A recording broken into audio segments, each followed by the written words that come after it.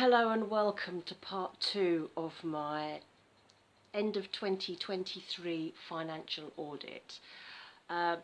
This one is about income, and I wasn't sure how I was going to approach this. I thought about giving you all the exact figures of everything that I've earned, but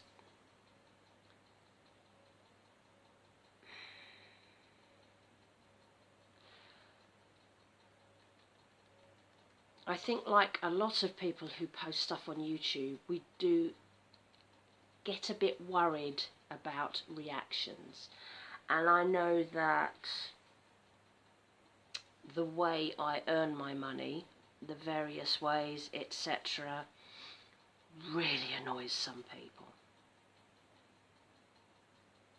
So I'm not going to give exact figures. I'm going to give you a little bit of a backstory on where my income has been going, and then I'm going to tell you about the sort of things I do and some of the numbers, because some of it is only relevant to me. Some of it is things that you might be able to do if you want or you need extra income. So my backstory is that I have been self-employed for the last 12 years, but I class myself as self-employed and running my own business, and because it is my own business, it's registered for self-assessment, it has a name, its own business name, it is an entity, so it is actually a small business. But it's not the main income that I get. So I have always, since I started the business 12 years ago, I have always had other forms of income. I've always had income from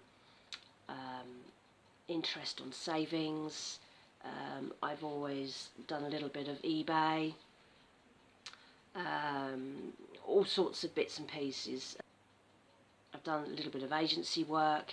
It kind of comes and goes. So I'm just going to have a look at my numbers here.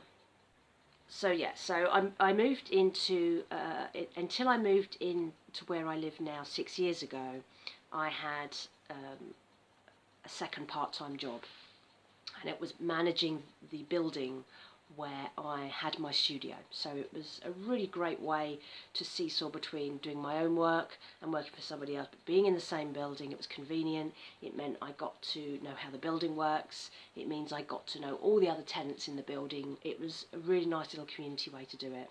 And then that went when the building got sold and I started working from home, and that income literally went, I think, I got like a week's notice because it wasn't a contracted job. So it wasn't a lot of time to make any plans, and then within a few months of that I lost the studio. So I also lost additional ways of making income from my business, because I lost studio space, photography space, manufacture space. I literally went back to the spare room. So I was literally starting again from scratch in a very short space of time. And since then, that will be 6 years next April since I moved here, and it will be 6 years next October to when I started working from home full time. So we're in the 5-year regional area, and since that time, since I've been working from home and I was dropped back into kind of one income, I have been topping up my income with savings. And it's one of the reasons I've always had a fixation on having some savings always to hand, because as it is for most self-employed people, you can't guarantee from one month to the next when you will make money. So you'll have one month where you'll make enough, more than enough. You'll have another month where you may not make anything at all. And you average it out over the year and you seesaw it and you look at the differences. So I have been topping up any income falls with savings for the last 5.5, almost 6 years. And it swings and roundabouts, because you'll borrow a bit out of savings to make sure that you're on an even keel, and then you'll put a bit back into savings when you have the extra money. But because it's all accessible and the savings are earning interest, it doesn't feel like you're sending the money away. It's always there. So that's one of the reasons I've always been fixated on hanging on to savings, is because that's this thing that has saved me from losing where I live. It has saved me from having to close my business. It has saved me from potentially having to move back with my parents and starting all over again. So it's a vital lifeline for me. So income streams. So last year I've seen a slow decline in income thanks to the pandemic. So in 2018 I earned almost 14,000, which was fine for me. It was enough that I needed. I was only just here in the property that I'm now living in, so I hadn't honed all my frugality skills in the way that I have now, and every year I've been slowly improving on that and working out what I do and don't need. So my outgoings this year are a lot less than they were in 2018. So you have to bear that in mind. So 2018 was still a good year financially for me, because I had been otherwise thus employed elsewhere, as well as running my business. So yeah, just under 14,000, which was fine. 2019 was not a good year. That was a really bad year, because it was my first full year of having lost all those extra income streams. So I was starting again from scratch. Although I'd always had an Etsy store for my business, I'd never needed it. All my work had been with actual people. I collaborated, I would do photo shoots, things like that. And suddenly I lost all that, because I'd lost the facilities at the building, the affordable facilities. And so although I had the Etsy store, I'd never really used it. So I was having to start essentially an Etsy store from scratch.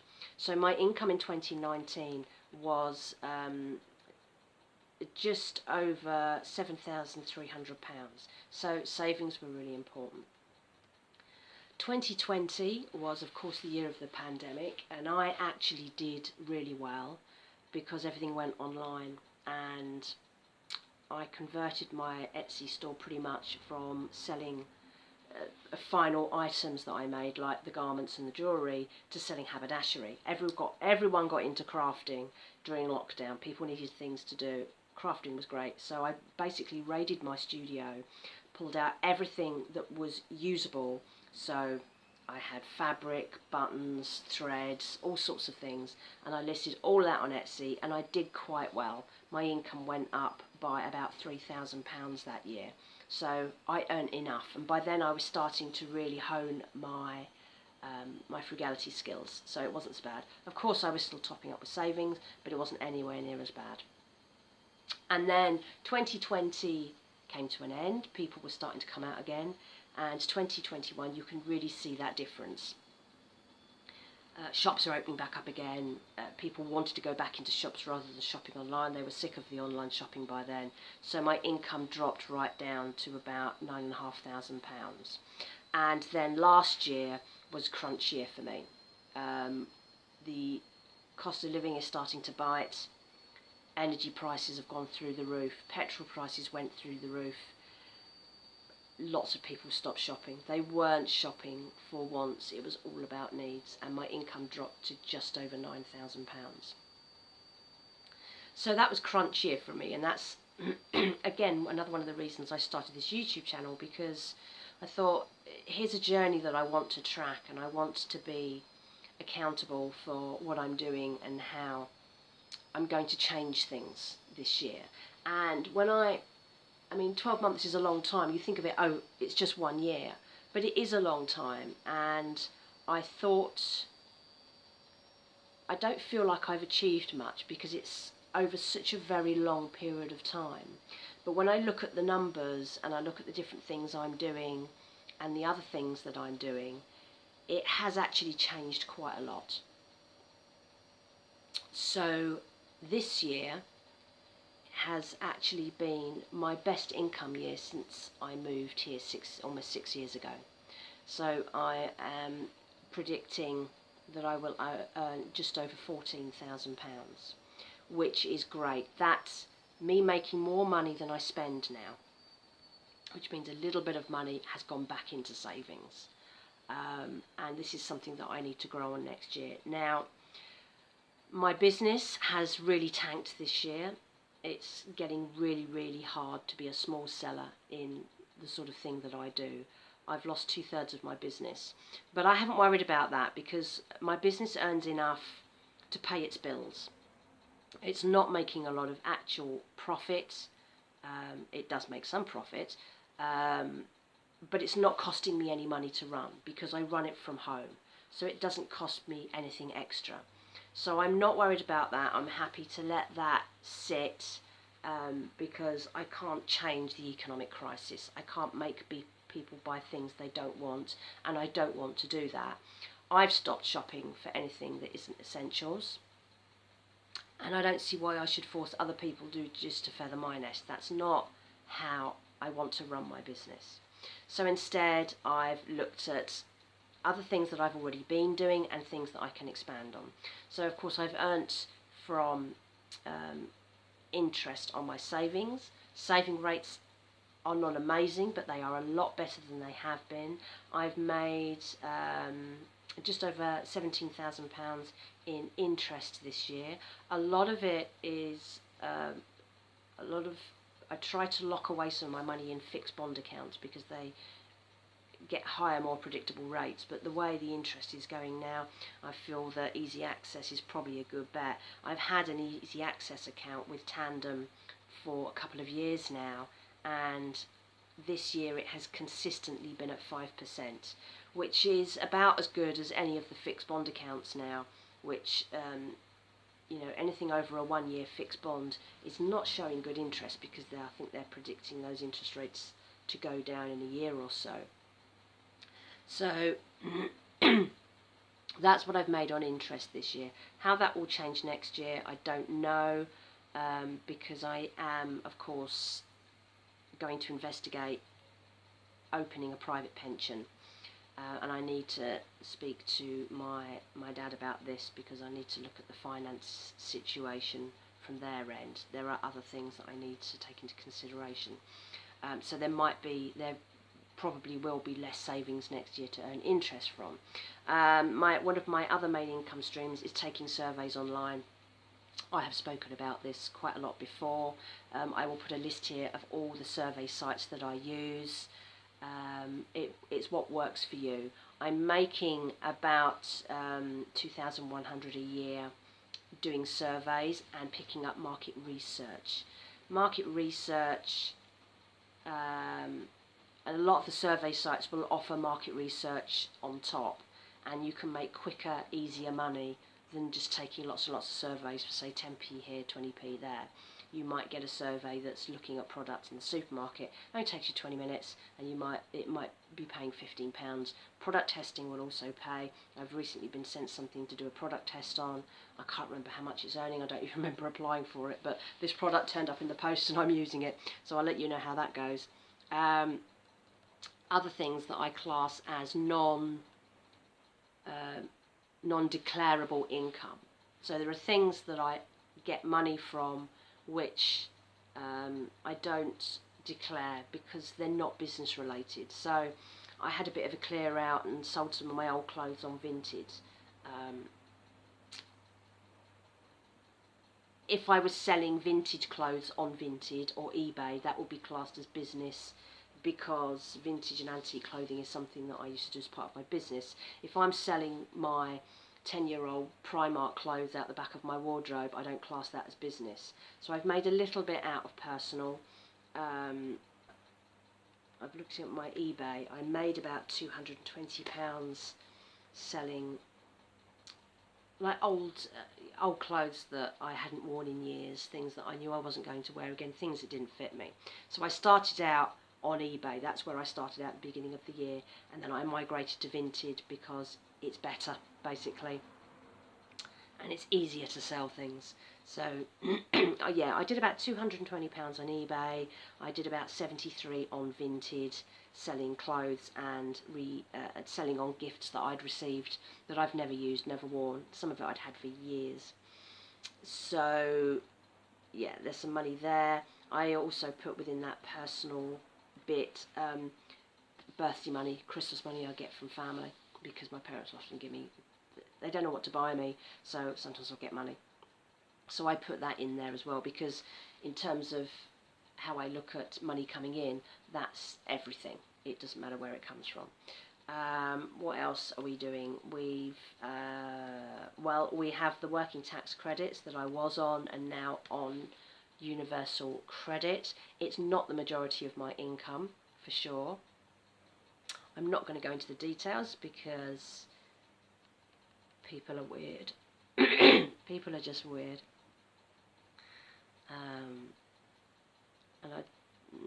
Yeah, I'm not comfortable talking about that when you've got so many haters out there.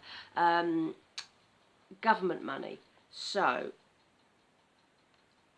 £802 came from the government this year, and that's a mixture. So we've had the government help, which people on certain benefits were getting.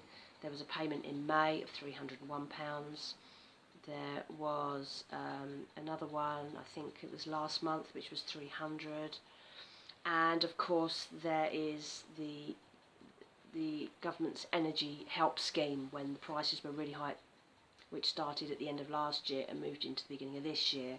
And the one payment that was, or the money that was put in this year, I think it was 3 months at the end of last year, 3 months, so January, February, March of this year, and this year's money came to £201, and that was the £67 they were putting straight into your energy supplier account. So there was that, so that came to £802. 2 new income streams this year for me, as I realised that I didn't want to be earning £9,000 again this year. One of those, of course, is the medical studies work, which I know some people get really annoyed at me that I'm doing this. Why are you putting drugs into your system? Because it makes money. So I've been applying to this place since I applied all through 2022 and didn't get onto any studies, and then I managed to get one study in August of this year. Now, it's paid pro rata, so when you apply for a study, you will get invited in to do a 3-hour health check. And the health checks are really good because they do everything. They do ECGs, they take your blood and do lots and lots of tests, they listen to your lungs, they do your height and your weight, they do everything. So even if you don't get the study, you come out knowing there's not too much wrong with you. They're listening to everything. It's better than the NHS is offering, that's for sure. And it's paid pro rata. So a 3-hour health check will pay you £75 for your time. So even if you fail to get on the test, you've still been paid for your time. And if there are any, like for instance, so you go for the 3 hours. If you pass that, you're asked to go in a week before the actual study starts to have another set of blood tests, another check, just in case anything's changed in your health, like you might have picked up a bug, a virus or something that's affected the way your results come back. They're very, very strict. So you'll get paid for that little extra hour as well. And then sometimes they will have, because they get very oversubscribed, so sometimes they'll have what they call their waiting list. So you will be asked to go in for the study as if you are going there, but it may be they send you home if, when they check everybody on that morning, everybody gets accepted. So you're used as a backup, really, because, I mean, when I did my study this year, 2 people were sent home because their ECGs had changed. So they're really careful. They do check everything. So I think it was one study I applied for in 2022, and I passed all the health checks, went in on the morning, and then they sent me home because they had enough people. But they still paid you pro rata for turning up. So I still earned some money off of that. This year I got accepted. I didn't bother to apply for anything early in the year. I thought there's no point in doing this. I'm never going to get onto anything. And then I applied for something, I think in July, and got it. and I was straight in there. And it was so I did the 3-hour test, there was the 1 week follow-up, and then I went in. And it was 9 days in the unit, and in total, for all of that, I got paid just over £2,500. And that's very tempting money. That's 9 days of work for £2,500. I'm not going to turn that down. They're not testing cancer drugs on you.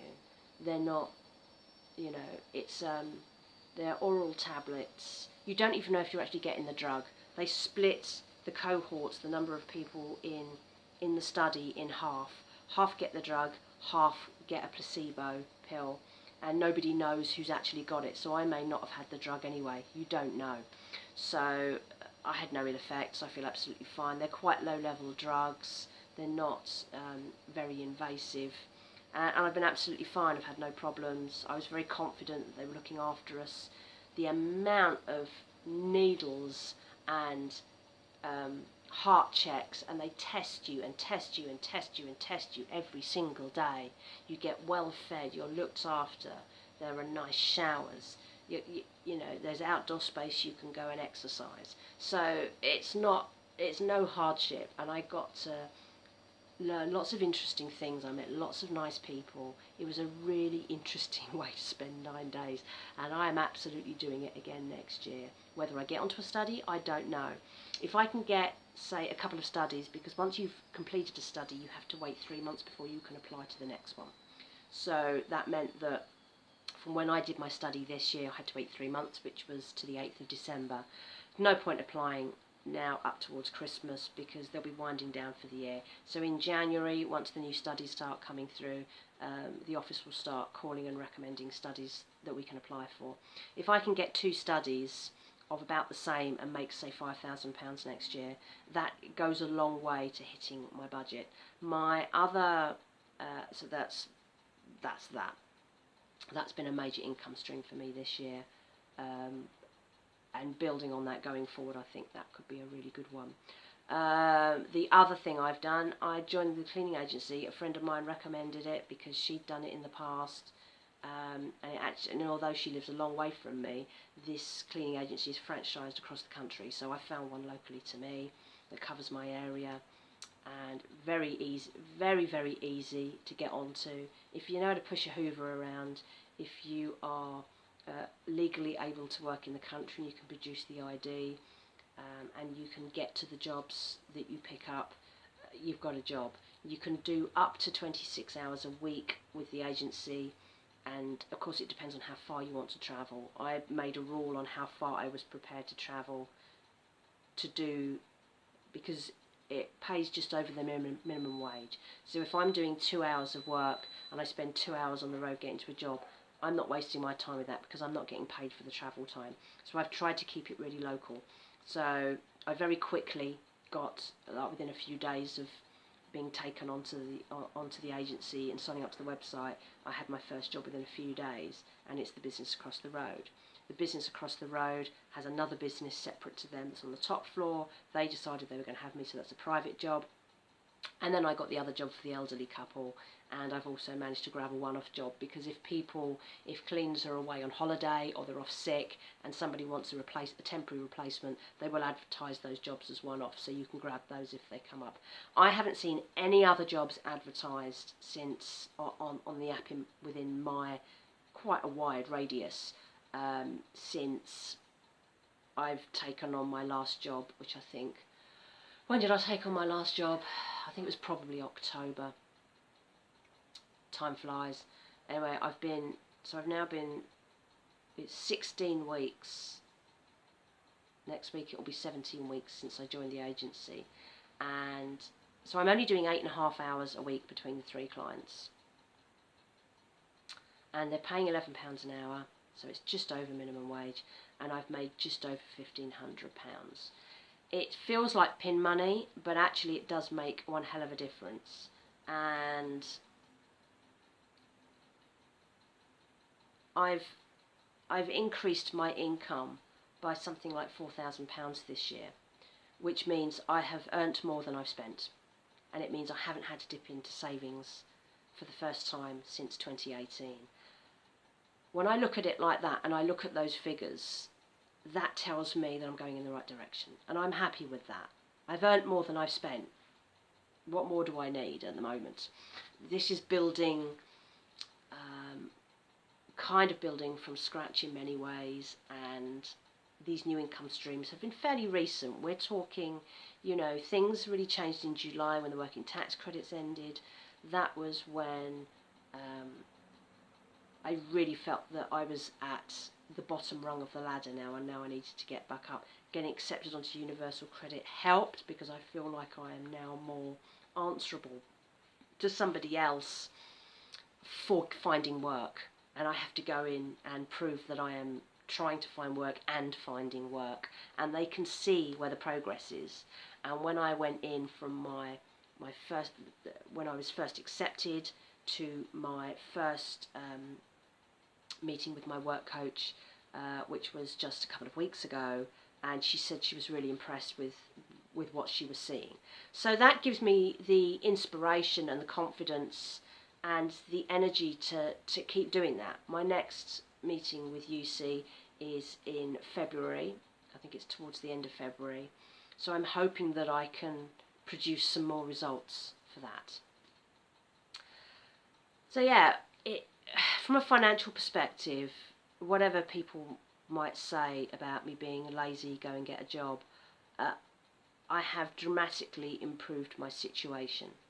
Now, don't forget, I'm not a spender. I don't want for anything. I am happy just buying the basics. I don't want to go out to pubs on a Friday night. I don't want to go out to restaurants a couple of times a week. I don't have takeaway lunches. I'm not interested in going to Starbucks and Costa.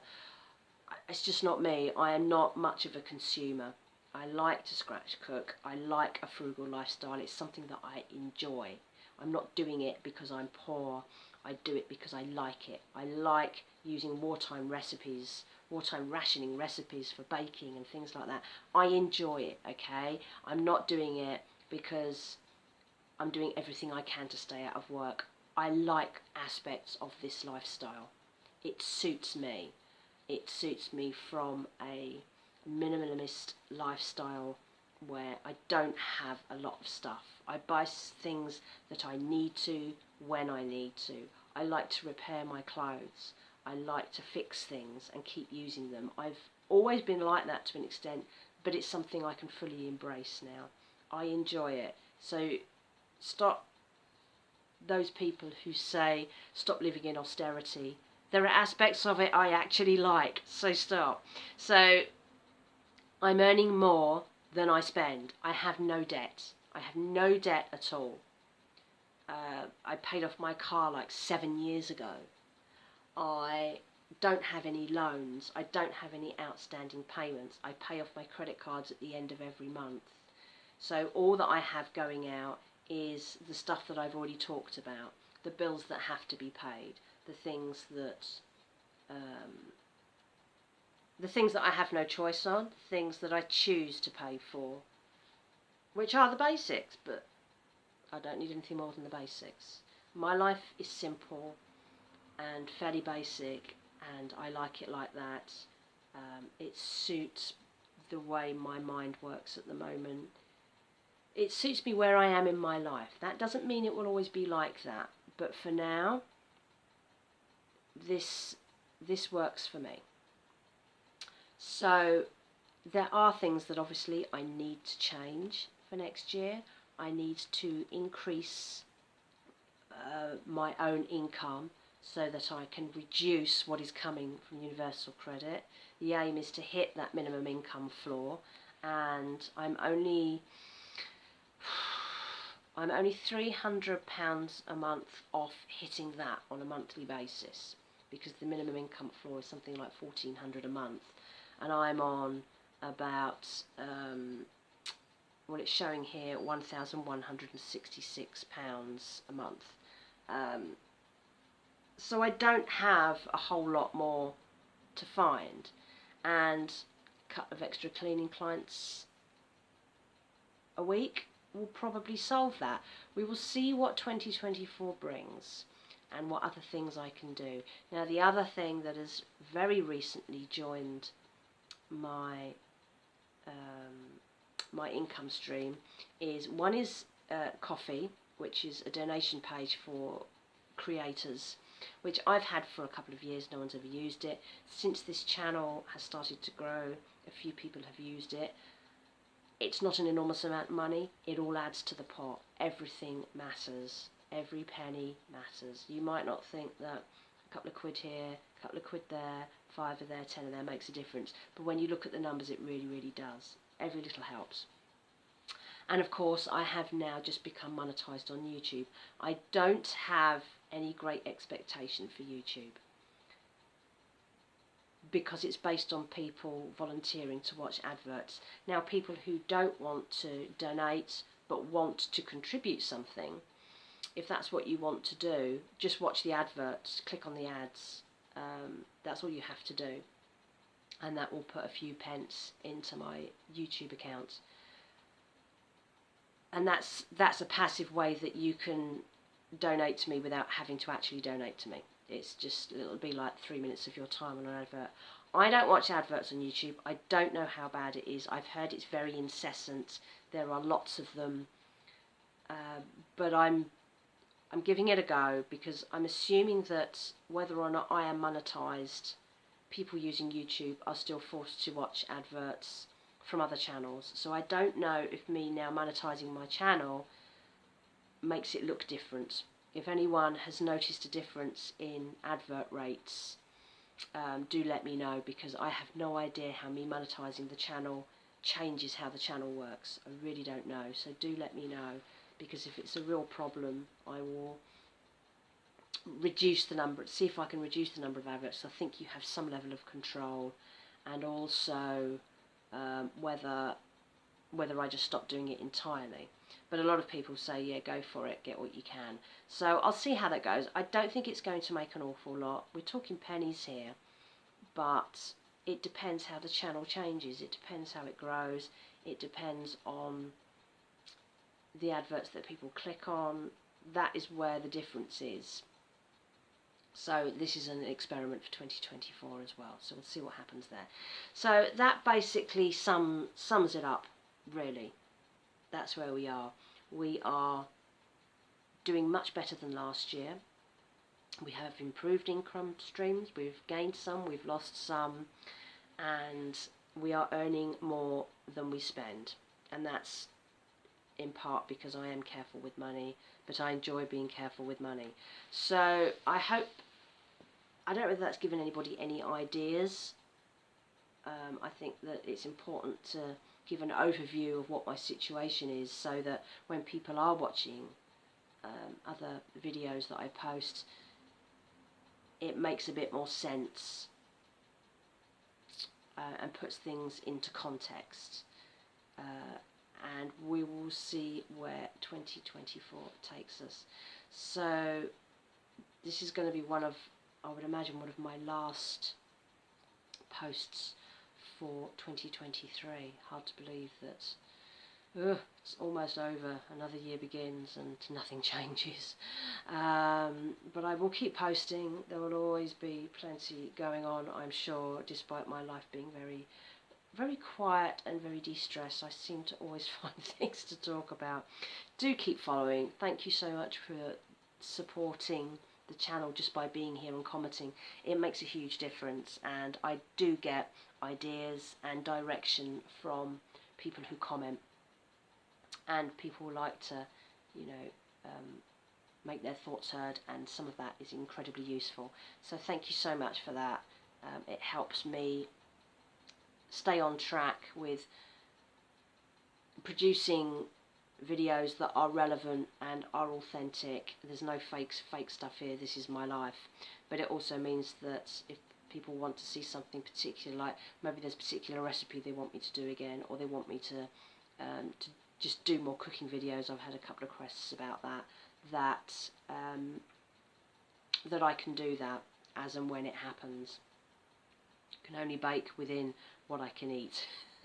But there will be more cooking videos coming in the new year when I'm back. I've been holding off a little bit for the end of this year because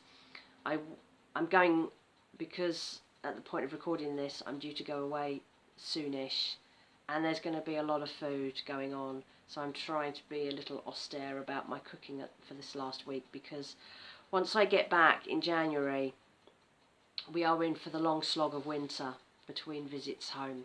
There's 3 months to kill, and it's going to be cold, and I'm saving all those winter puddings for the January, February, March season. There will be crumbles and cakes and custard and semi-hibernation, I think. Hopefully it won't be that bad, but we'll see what goes on. Anyway, so that's it. That is the end of my financial audit part 2, which is income. I have been a little bit sketchy on some of it, and there's reasons for that, really, as I have explained. But I hope this has been useful. I hope it gives anyone ideas. If you've got any questions, do pop them in the comments and I will try to answer them. We get a lot of comments these days, but I'm trying my best to stay on top of it.